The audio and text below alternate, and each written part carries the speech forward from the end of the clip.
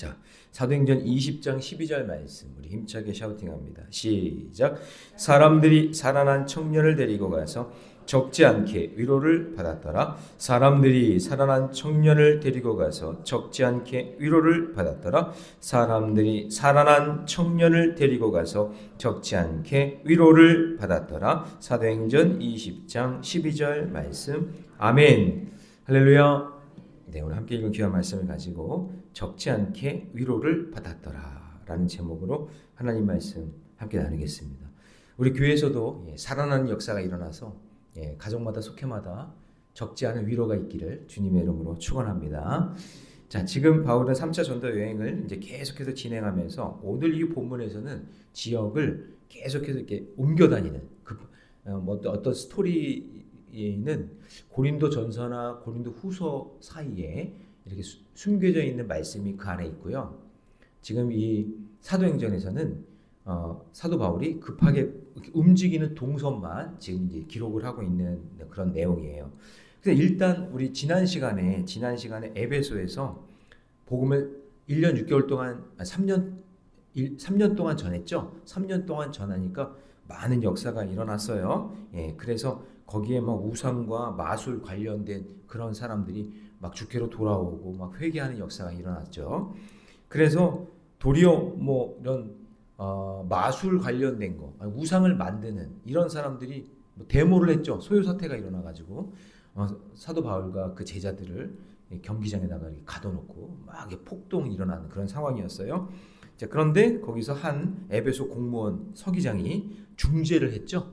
중재를 해서 문제가 잘 해결되는 그런 모습을 보면서 우리도 하나님의 은혜로 성령의 중재를 통해 우리 인생 갈등 충만이라고 그랬잖아요. 성령 충만하면 갈등 충만하니까 갈등이 많은 그 세상을 우리가 성령 충만으로 성령의 중재를 하면서 믿음으로 살아가야 된다라는 것을 이야기 나눴습니다. 자, 근데 오늘 본문에서도 이제 사도 바울이 이제 계속해서 이제 옮겨 다니는데 사도 바울이 옮기는 그 동선 그리고 옮기는 이유를 우리가 한번 보면 하나님께서 이렇게 사도 바울이 가는 곳마다 하나님께 위로해 주시고 새 힘을 주시고 능력을 주시는구나 이거를 알게 돼요. 자, 그러면 오늘 본문에서 하나님의 위로를 받기 위해서는 어떻게 해야 되는가? 첫 번째는 뭐냐면요.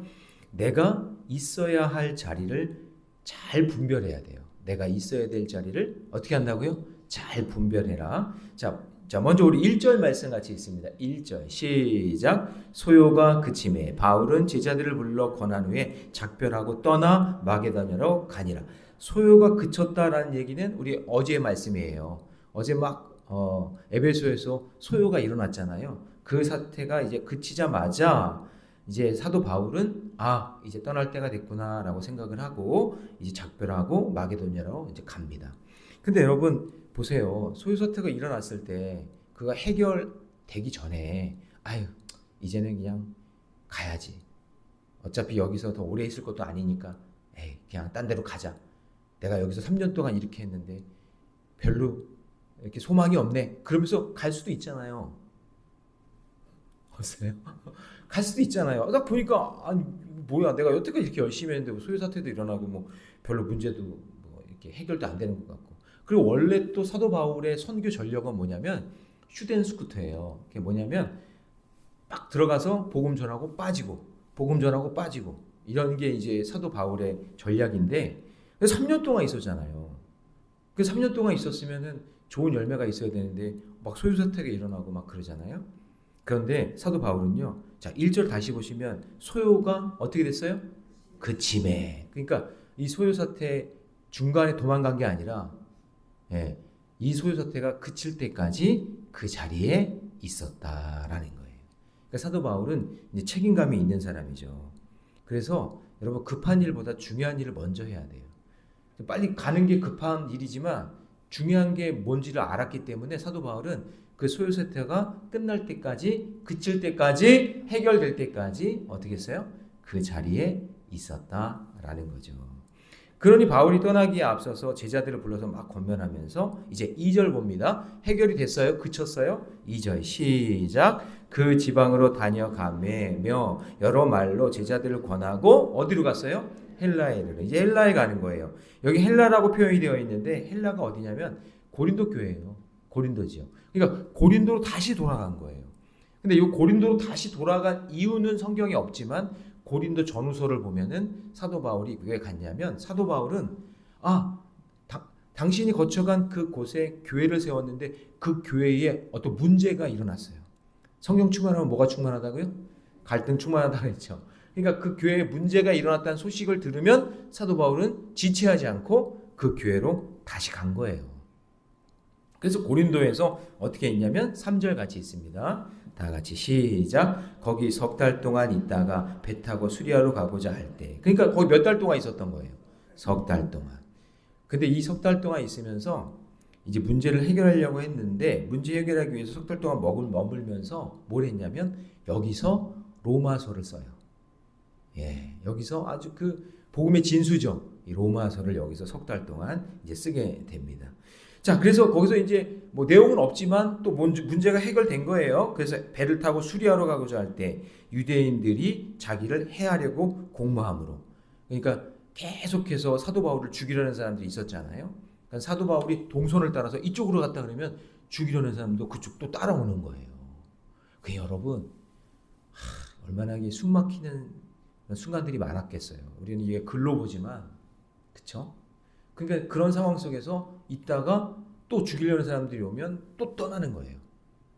그래서 다른 곳으로 또 가게 됩니다. 그래서 마게도냐를 거쳐서 돌아가기로 작정하니 그게 3절이 되어 있는 거죠. 그래서 여러분 사도 바울을 잘 보세요. 사도 바울은 하나님의 왜 위로가 임했냐면 복음을 위해서 자기가 있어야 될 자리가 어딘지를 알았어요. 자기 몸과 마음을 편안하게 하려고 자리를 찾는 게 아니라 복음이 필요한 곳. 왜? 갈등이 있어서 자기가 가서 문제를 해결해야 되니까 그곳을 일부러 찾아가서 주의 복음을 전하고 거기 있는 사람들을 단도리하고 하는 그런 역할을 계속해서 감당하면서 사역을 했다는 것이죠. 그래서 사도 바울은 우선순위가 뭐였냐면 급한 일이 아니라 중요한 일이에요. 중요한 일.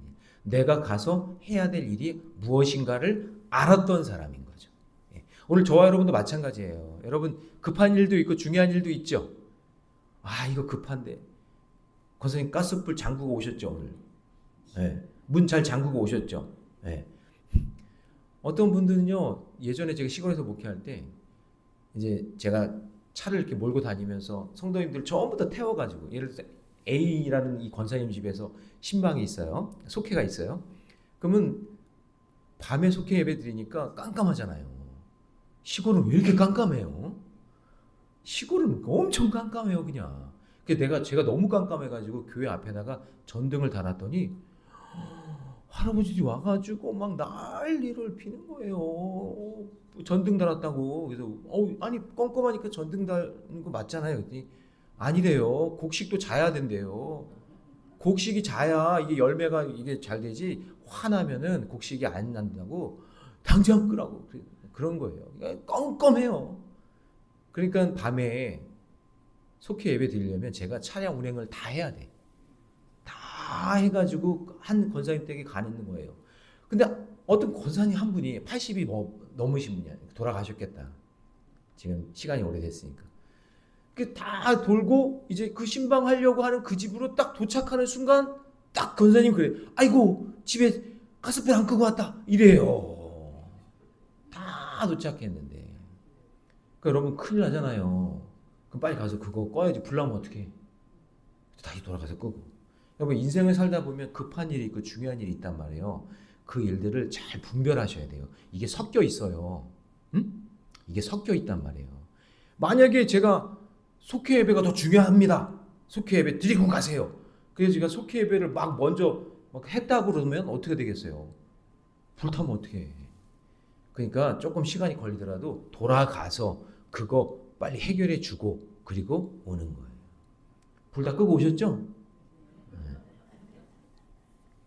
그러니까 여러분 인생을 살다 보면 어떤 게 중요한지 어떤 게 급한 건지 그런 것들을 잘 생각해요. 지금 사도 바울은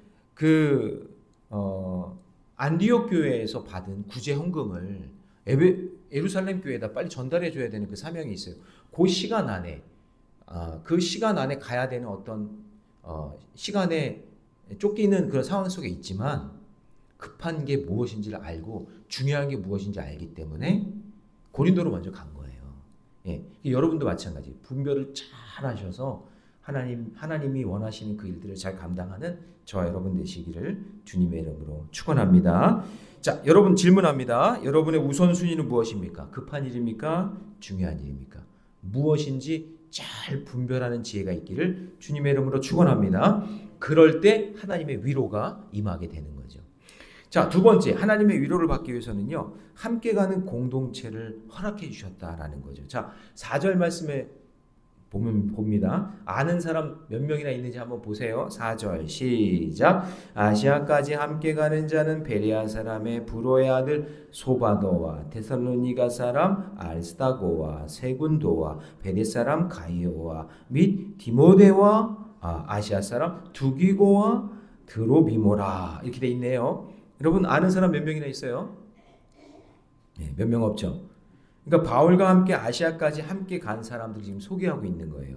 그러니까 사탄의 공격과 그런 어떤 어려움 속에서 사도 바울이 혼자 있을 때도 있지만 또 옆에서 함께 도와주는 동역자들, 든든한 동역자들이 있었다는 걸 보게 되죠.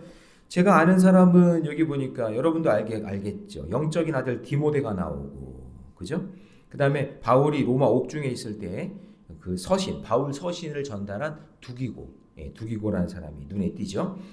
자, 한결같이 각 교회 대표 리더인데 이 사람들이요 충성되게 자기 일을 감당했던 거죠.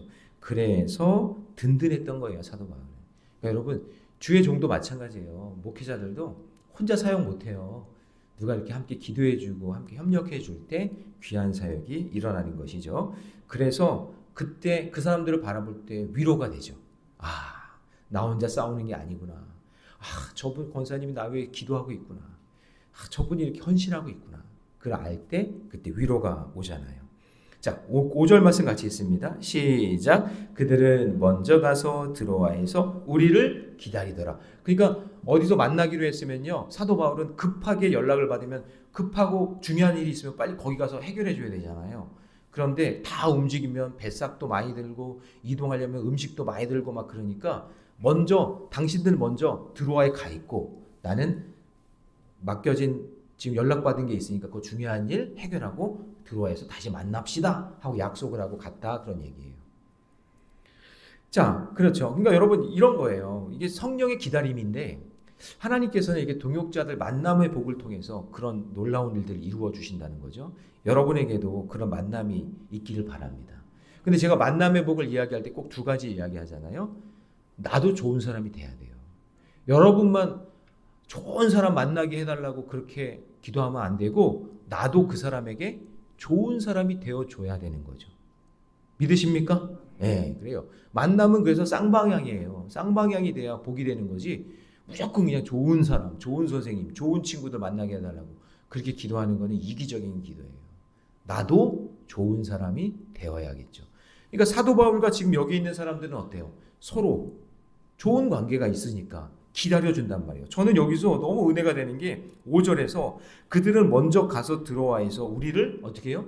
기다려준다고 얘기해요. 함께 가기 위해서.